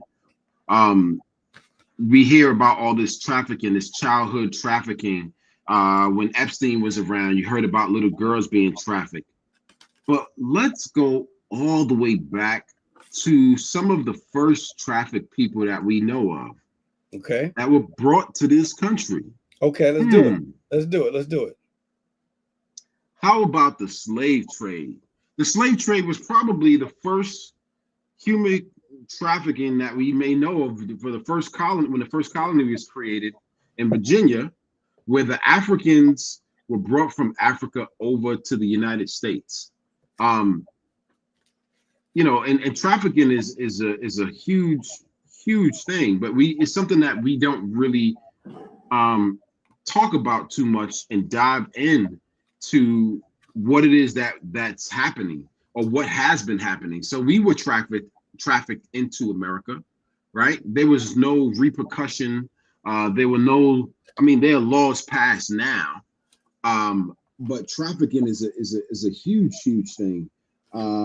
And we are jumping into the segment where we're talking about, is it safe for Black folks to travel crossing the borders in the U.S. And abroad? Right. Yeah. Okay. Go ahead. I'm sorry. No. I was gonna Well, stop saying. I'm Say to sorry. you, like, you don't need to be sorry for anything. So, Doc, you were talking to me a little while ago about certain countries where it wasn't safe or they treated black people a certain way. Can you just jump into that a little bit? Well, when I was in the military, there was a lot of things that we had to learn.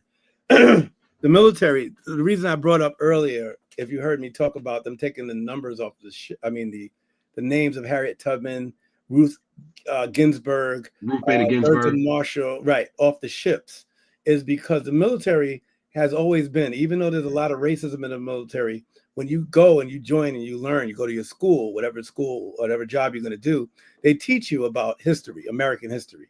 And there's a lot of black history in that. The reason they teach black people about people in the military, even though there's a lot of racism in the military, don't get me twisted. Don't. I'm not trying to, sugarcoat it. Is because in order for black soldiers to protect their bodies, they have to know these things when they go to different countries. We have to know hand mannerisms. And when you get into special forces, they teach you language. But when you're not in the special forces, they teach you hand mannerisms and how people move their bodies when they talk so that you can protect yourself. Like, so for example, when you go to the Middle East, just like sometimes with Italians, they speak with their hands a lot and they don't really mean aggression. When you go to Korea, and a lot of people don't know this, just like in the hood, in Harlem and in Brooklyn, a lot of people used to get mad. And even today is when you try to correct the Korean in their store, they smile first. And you think that they're making fun of you, but that's how a lot of Koreans, I learned in the military, especially in Korea, that's how, if they're embarrassed or they're trying to say, all right, I'm sorry, sometimes they smile or they laugh. But to us, it's something different. All that being said, traveling overseas as a black man, they know if I go to Russia, if I go to Afghanistan, if I go wherever, they know that I'm a black man. And if I speak English, they know that I'm an American. Now, if you're white and you travel to these countries through the military, they really don't know that you're American because you can be from anywhere. You can be from Russia, you can be from Poland. And that's why they allow some white men in the military, not white, somebody, but most soldiers, when they go to the Middle East, to grow beards. So you'll see movies where guys in special forces are wearing beards. That's basically, you're not allowed to you're supposed to shave in the military, wherever you're at. But when you go to these countries, you wear beards so you can blend in, because that's where they wear beards in the Middle East, so you can blend in. Black people can't blend in like that because they know where we're from if we speak English and we don't speak any other language. One of the ways that we have to protect ourselves is through our knowledge about a place when we travel.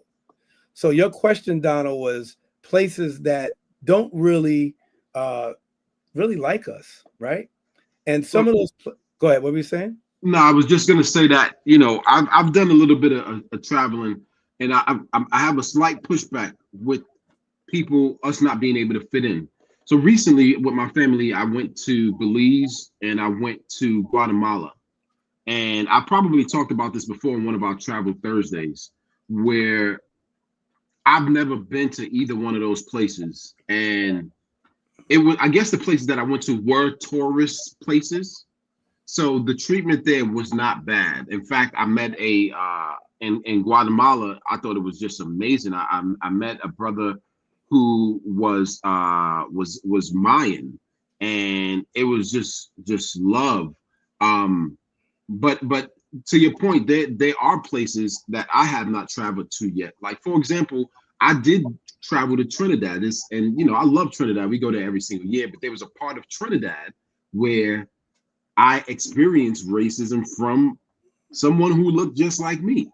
You know what I mean? But I didn't want to interject with what you were saying. I just wanted to briefly say, yeah, I think that there are places that we can blend in, but we have a friend who travel. He's white, but he's traveled to all kind of places, and he was okay. You know what I'm saying? He went to Venezuela during the time of Chavez, which we all know Venezuela is crazy. But yeah, back to what you were saying, Doc, in terms of knowing the lay of the land and how to fit in.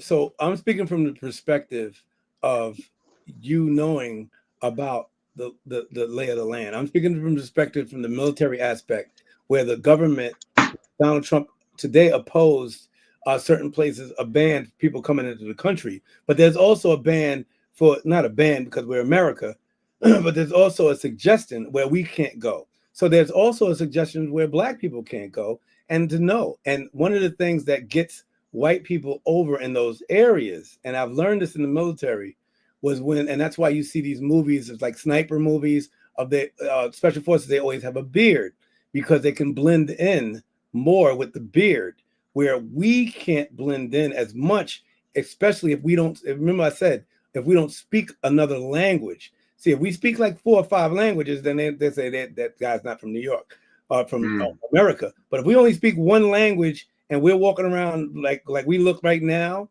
we can't really blend. So it actually tells us, with the military telling us of that history and teaching us about that, it stops us from going into areas that people may be not good for our Black bodies. All right. In other words, you understand what I'm saying? So I'm Yeah, not absolutely. in general, because I've been to Nevis, St. Kitts, and been to the best places in Nevis, St. Kitts, and the Caribbean and Africa, and my own people, like you said. That's why Ruby Bridges has always said that, you know, you just can't trust the people that just look like you. And if you do, then you're fooling yourself, you know? But anyway, so some of those places, I was checking out some places, and you know, it also comes into, we were talking about like illegals and human trafficking and who's illegal and who's not, and most of these immigrants, all of these, I mean, maybe 1% of these immigrants are criminals that they're trying to push out of the country because we need them, and people are starting to find out in this early time of this presidency that we need them. But one of the places that I've read about and seen in social media and friends have told me about, both sides, is Russia. And that was a shock to me, because Russia, when you go into their churches, the ones who are Christian, all their Madonnas, most of their Madonnas, which is sometimes depicted as, you know, the Mother Mary and stuff like that, and Jesus Christ, are usually Black or brown. You know, you can easily get it mixed up with the Ethiopian and Coptic church, but it's not. It's Russia. So I was shocked. But Russia has a real problem, and sometimes they officially ban certain things when it comes to people of African descent, not African Americans all the time, but just people of African descent. Another place that people stare at you for a while, and because there's not a lot of us there, and that's China. China, you know, in certain parts of Asia, people will stare at you because they haven't seen you. Now, in another part, not in Germany, but in the outskirts of Germany, when I didn't live over there like most of my my colleagues had in the military, because I've only been there like once or twice to cover for some other unit, and only stayed there for maybe a week or two. But when you go into the smaller towns, what I found out in Germany is that smaller towns, not the big cities, not like Berlin or Stuttgart or you know, places like that, Nuremberg, not Nuremberg, but not those areas there. They will touch you because they've never seen Black people before. So you go to a bar, they'll touch your skin. Some people act like the kids will run up to you and see if it rubs off. And they've never seen a Black woman before in some certain cases in certain parts of the world. So that's crazy. India has a racial bias due to the caste system, because there's certain people who work in certain places that they don't expect people of lighter skin to work, or African descent people to work. So they have a couple of races, and Black travelers should definitely be concerned about their safety, which I've read about in India. And I have some friends that came from there that were arrested. I have a guy that's from Yemen, but he looks like he's Ethiopian. He got arrested because he had US dollars on him for some reason. In some countries, they don't allow you to have any other currency but their own currency. And you can get arrested and do like 3 or 4 months in one of their jails. And that's what happened to him. And he was a big time executive. I knew him when I worked in the city in New York, and he was missing. And I was wondering what happened to him. Middle Eastern countries, they say they have a lack of exposure to Black tourists. So that means we come over there with a certain bravado. We come over there with a certain attitude. We might drink. And in certain Middle Eastern countries, you can't drink. And a lot of us get jacked up because of those situations. So, and then some black tourists just feel uncomfortable in Middle Eastern countries. I know one thing, my wife is not black, my wife is white. But my wife, whenever she goes, and she's an explorer, whenever she goes to Egypt or a Middle Eastern country, she has to have a man with her. So if I don't come, right, the last time I couldn't go, but they have to hire a man to go with her everywhere she goes. My niece, Devin, has been to Dubai many times. She was a model.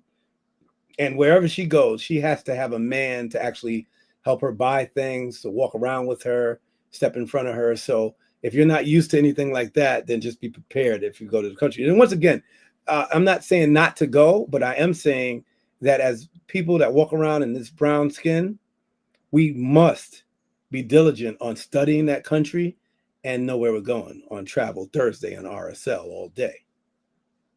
Yeah, absolutely, man. And I mentioned that we would talk about trafficking, and the reason why I had mentioned that, or why it was one of the topics for us to discuss briefly, is, we think about and we hear and we read about what's happening in this war right now between Palestine and Israel, and knowing all of the murders and the death toll that keeps continuously raising, it makes me question, what are happening to these displaced families? What are happening to all these kids that's dying? What are happening after these kids are losing homes and they're sent to another country?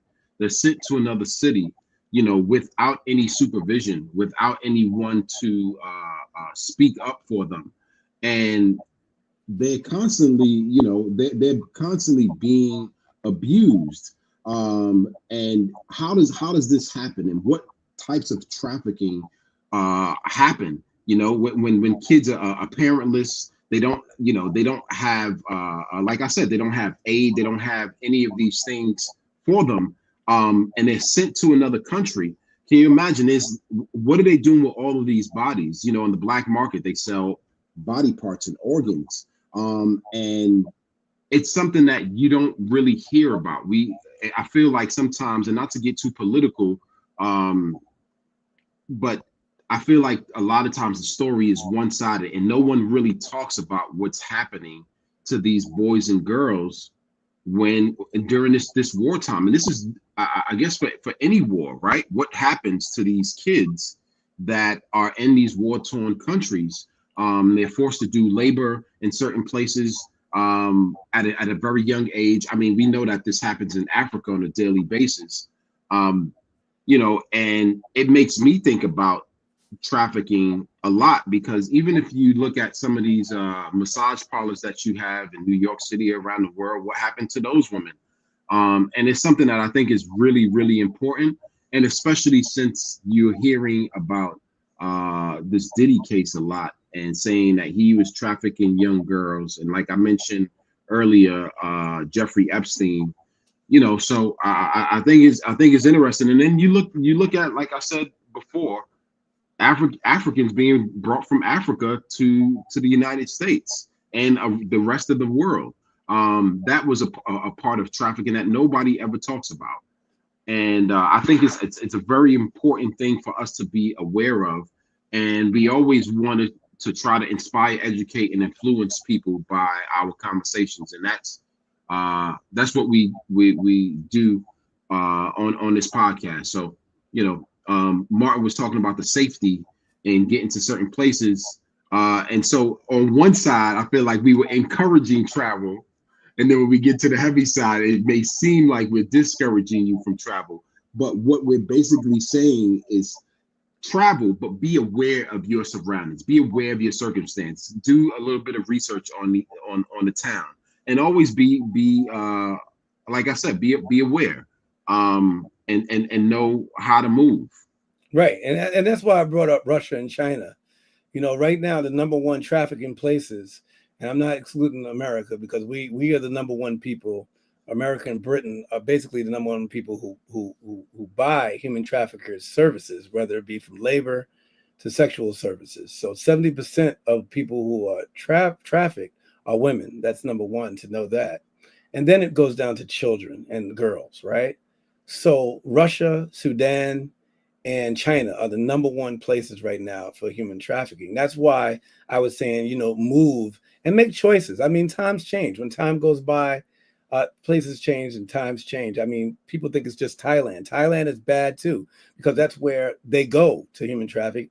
And one of the places where they do the exchanges is basically in places like amusement parks, like Disney and Action. Well, the Action Park is New York. Y'all don't know about Action Park, but Disney and places like that, because they're disguised.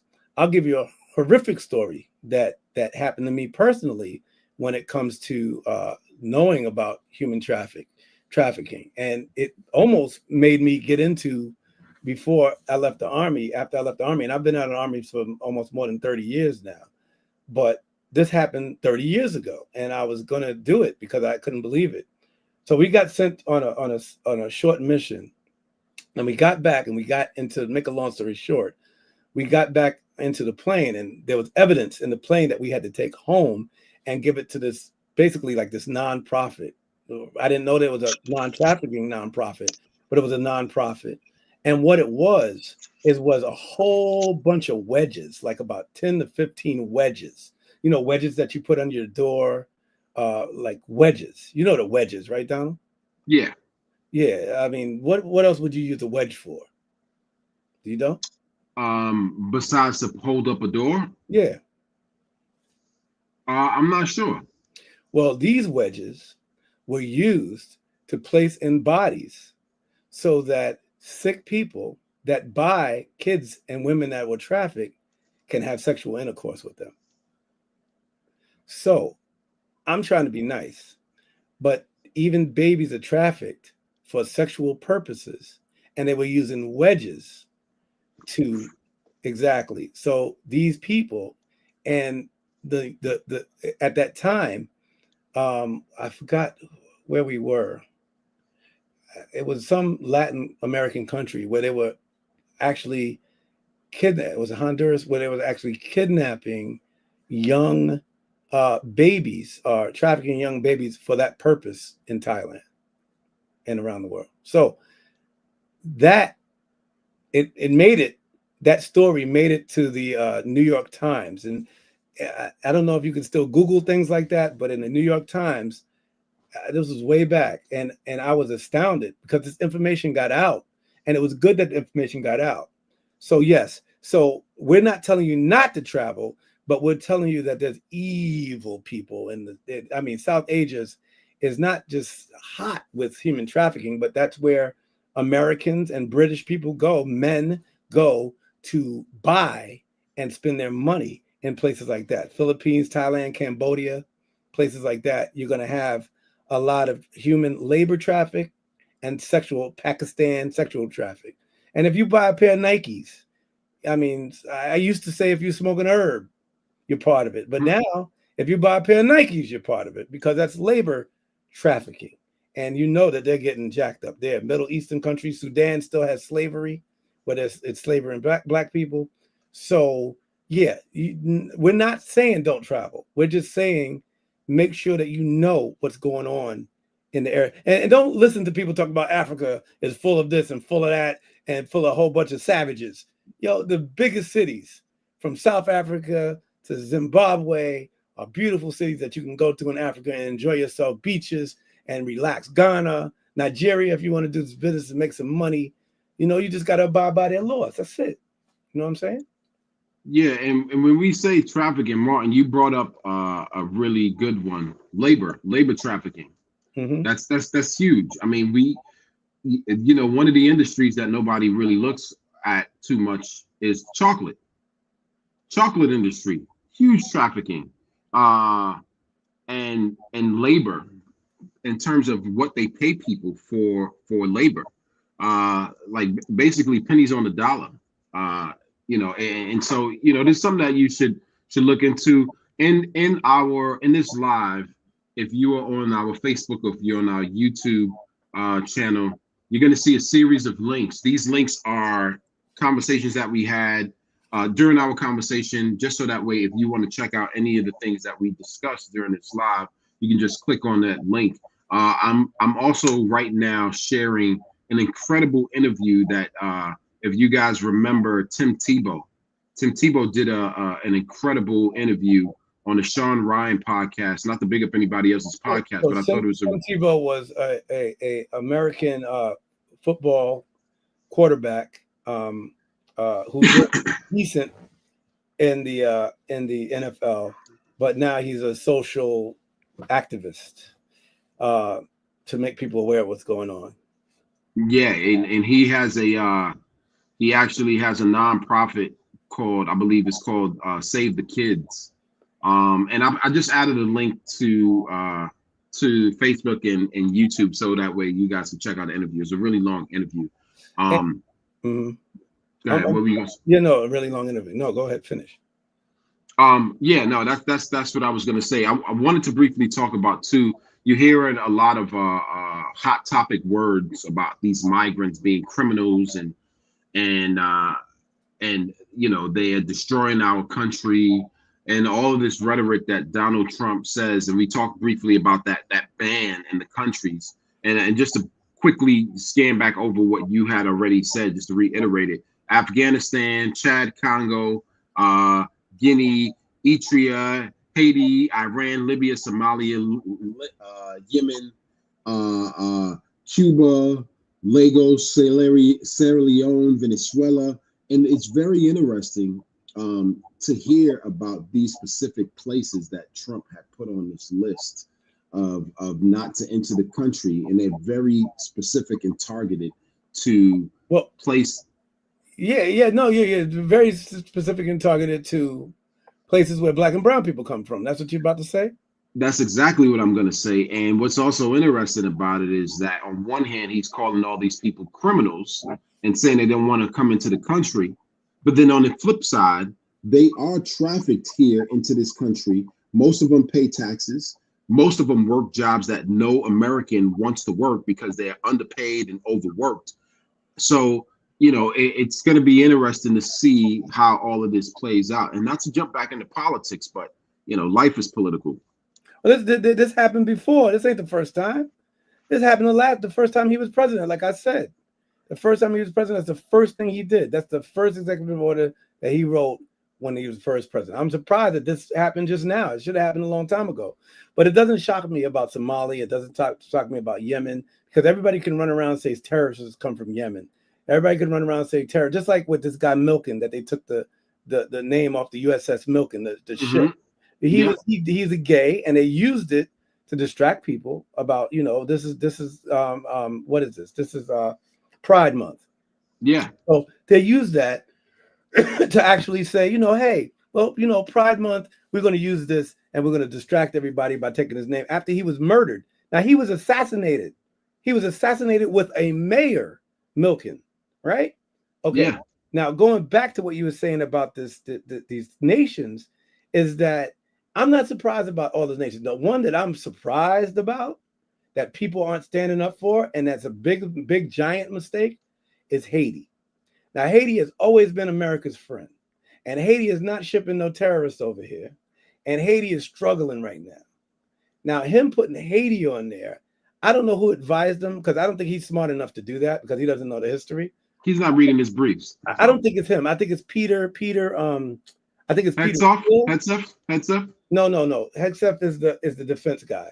It's either Peter Thiel, who gives him millions, the head of PayPal, who's down with Elon Musk, or it's the main guy, and Curtis knows who he is. If Curtis is listening, maybe you could send it. Or it's the guy who advises him. I forgot that guy's name. Thomas. I can't remember his name.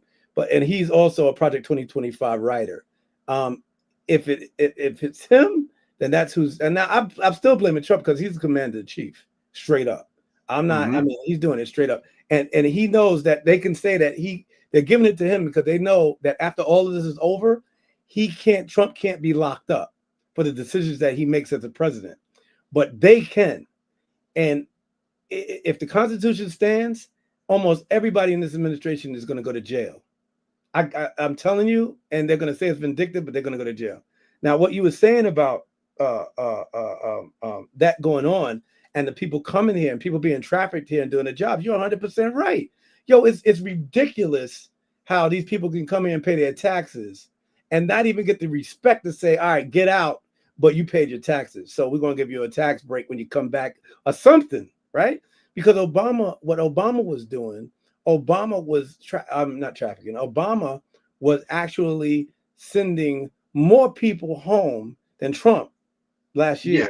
But he did it through the law. He did it through this part. The legislative. Right. He did it, but Trump is skipping this part going to here, and they're starting to say, you bugging. You can't do this. And he's starting to retaliate on his own judicial system.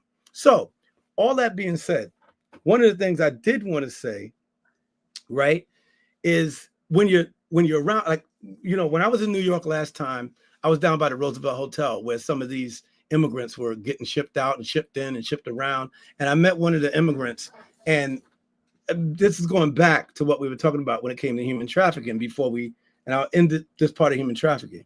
So I was looking at this immigrant, and you know how I am. I talk to everybody, and this person looked like they wanted to talk. So I just started talking to her, and we were just talking. She wanted some water, so I went and got her some water, and we were talking, and she couldn't look me in my eyes. And when I was once again, this is years ago, but when I was in the Army, they used to tell us how to identify people who are being trafficked, whether it be work, sex, so on and so on. She couldn't look me in the eyes. And since she couldn't look me in the eyes, I knew something was going on. And then I asked her where she lived. I said, you live in the hotel? She said, no, I live with my boss. So I gotta go. So those are some of the telltale signs of somebody who's being abused and sexually trafficked. If they live in it with their boss, you know what I'm saying?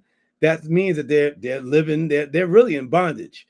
If they can't look at you in your eyes, that's another one. If they're afraid when you move too quick around them, that's another one. There's a lot of different signs to tell somebody. So, when you're flying traffic, I mean, when you're flying on an airline, or when you're going, a lot of flight attendants, a lot of police, people in hotels are actually supposed to be trained to actually see things like that. I remember a couple years ago, and this is not off the subject, we're going to get right back to what we're talking about when it comes to these things. Donald, you told me that you had seen somebody that you thought was being trafficked. I don't know if you remember that. I do remember that. It went across my head right before you said it. Right. So, tell me a little bit about that real quick. What's interesting is I saw this guy coming in. We used to work in hospitality for a few years. I saw this guy coming in. He had this really young girl with him, and it didn't look like it was her father, but they were in a relationship. He was like, let me say one thing. Where we worked in one of the number one hotel franchises, or not even franchise, number one hotel boutique hotel groups in America. I mean, our rooms can go anywhere from $700 to $400, and all that stuff. So it was a beautiful place. It's not like, when we say we worked in hospitality, we worked in hotels. It wasn't that we were working in like some little, and I'm not saying that anything's wrong with this, but in certain towns, working in hospitality is different than working in hospitality in New York, especially if you're working at a high-end hotel. Go ahead. I'm sorry. High-end place, beautiful place inside, beautiful. Go ahead. Yeah, and there was this young girl. She looked it as if she was maybe 16, and it was just a grown man, Caucasian man, and to me there were a lot of red flags. But it's a very touchy situation. You don't want to make an accusation and be wrong. In this situation, I didn't say anything. I mentioned it to a coworker. I was like, "Yo, that girl looked kind of young to be with this guy." And then we just left it alone, and we saw them come in and out a few times. But it's sometimes it's a tricky thing, right? You don't want to just say, "Hey, are you trafficking this girl?" Some people adopt kids from other countries, right, and abuse them as well. And that is another form of trafficking that's disguised as adoption.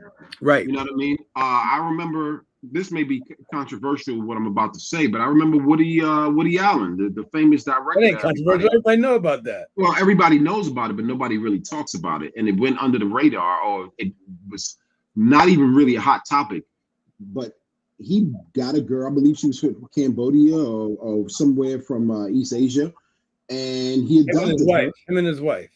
Him and his wife. Yeah, adopted this girl. Yeah, well, she was young. I don't know, 6 or 7 years old. I can't remember. Yeah. And fast forward about maybe 10 years, maybe 15 years, she became his wife. Now, can you imagine what that was like? Supposedly saving this girl from, a war-torn country, impoverished country, adopting you, and then she's becoming your wife. How crazy is that? And that's why his wife left him. Right. So, these things are not really spoken about. And, we live in a time where so much is happening so fast. And, we just need to be alert. We need community, which I think is very important. And we also need to speak up. And, what's important on our podcast, and you see, I have the hat legacy on, and everything we do revolves around legacy. So it's called Road to Legacy Podcast, where what our podcast constantly is about. We talk about travel. We talk about what's happening in current events. We talk about things that we want to talk about things that you could learn, educate, influence, and inspire. And education comes with learning how to protect yourself, especially these days. You know what I'm saying? And I know what you're trying to get to talk about our podcast. And our podcasts are here for that reason. And that's one of the reasons why it's hard. What I might be saying is controversial. It's hard to get, and sometimes we have to be more consistent. But the reason why we don't have as many listeners right now, because we stopped and we lost a little comeback, is because we talk about things that matter. And there's so many people these days that don't listen to things that matter. There's a lot of buffoonery going on, a lot of stereotypical things going on in our communities. And just to rhyme, I didn't want to interrupt you, my brother. No, you're fine. My brother from another mother, but just to go right back to what we were talking about. One of the things in trafficking, this is what I need our people to know on our podcast. Donald and I both have daughters. I have 3 daughters, right? And men, especially black men, always got to protect their daughters. One of the things I told my daughters, and this is to educate the public out there, right? When they were young, and my daughter, my 23-year-old, just came home from a date yesterday and was telling me about, something I told her when she was 8 years old. And that was Romeo pimping. Have you ever heard of Romeo pimping, Donald? No. So Romeo pimping, right, is, and I have a family member who went through that. Romeo pimping is when somebody wants to sex traffic you and they act like they're your boyfriend. They date you for years, for months. They date you for weeks, whatever, days. Bring you flowers. They're really, really nice. And then when it's time for them to take your ass across the border, or take your ass and steal you, or take you away from your family, or take you away from your father, that's when they become the horror that your daughter did not want to happen. And it's too late because she already told you as a father, as a mother, I love him, daddy. I love him, mommy. And then even the cops are like, yo, they've been dating for a long time. And then even after she does start doing what he tells her to do, you say, well, yeah, but he's pimping my daughter. And the cops is like, yo, we don't know because we can't prove it. You may be 100%. And that's a new way, not even a new way. That's a way of more. It's starting to happen more ways that people are doing. Now, I have a family member. I'm not going to mention their name on this airwaves because they got through it, but it happened to her. She was Romeo pimped and started working in porno. And this is a distant cousin, but she was Romeo pimped first, and then she became, and now she's okay. So it happens a lot, and it also happens. Say the guy does say he loves your daughter or loves your. In some cases, women do it too. Or a friend, it might be Romeo pimping your daughter or something, or your son. And one of the ways they do it is they'll take pictures. They'll take nude pictures and they'll extort them at the end. So when the person wants to say, you really don't love me. Well, I got these pictures. And if you want your father and your mother or the world to see them, then you will do what I tell you to do. Just one time. People need to understand that we're here to educate you, influence you, and inspire you to protect yourselves, especially in these days during this Trump administration. All right. And just lastly, our podcast is always going to be about historical events, cultural events, social events. And back to Martin's point, we are always trying to inspire, educate, and influence you. We are coming to a close. I just want to say thank you to everybody who did tune in. We really appreciate you. We know we've been going for a little bit. We are working on coming back on these airways more consistently. So every Thursday, guys, we are going to be doing this podcast. The hours are going to be from 10 a.m. to about 12 p.m., 12:15. You can find us on Instagram, Road to Legacy Podcast. You can find us on TikTok, which is Road to Legacy Podcast. Please subscribe to our YouTube page, which is Road to Legacy Podcast. Just so you know, when you subscribe to our page, you help this to get out to more people. And subscribe. It sounds a little corny and cheesy since everybody always says it, but it is very, very important. And if you want to support what it is that we do, every single year, you guys know we do a toy drive up in the Bronx. So when you look at the merchandise that we have on, I have on this Ida B. Wells hoodie. Martin has the Executive Legislative Judicial t-shirt on. When you guys donate or you purchase something from us, what happens is that money goes into the fund for the toy drive that we do every single year. We have the next one coming up in December, God willing. So Hyro, shout out to you. Thank you for joining in. And I love Hyro. Yo, Hyro is our brother on the West Coast. And so, I just want to say again, thank you all for tuning in. This has been another incredible conversation with my brother from another mother, Monty Moore. Yes. And let me just say one more thing. Every Thursday, since we're doing it every Thursday won't be Travel Thursdays. But if you need any suggestions, like Donald said, about where me and Kurt went last week and where me and Donald have been, then please, because our Road to Legacy is supposed to be our Road to Legacy. So that's the deal. So we love you guys. God bless you guys. Thank you for tuning in. Donald, close us out. Hey, man, this has been Road to Legacy Podcast. We love y'all. Have a great rest of your week. And if you have any questions, look at the link in the video, and you will be able to see any of the things that we talked about, just in case if you have any questions. And we are out.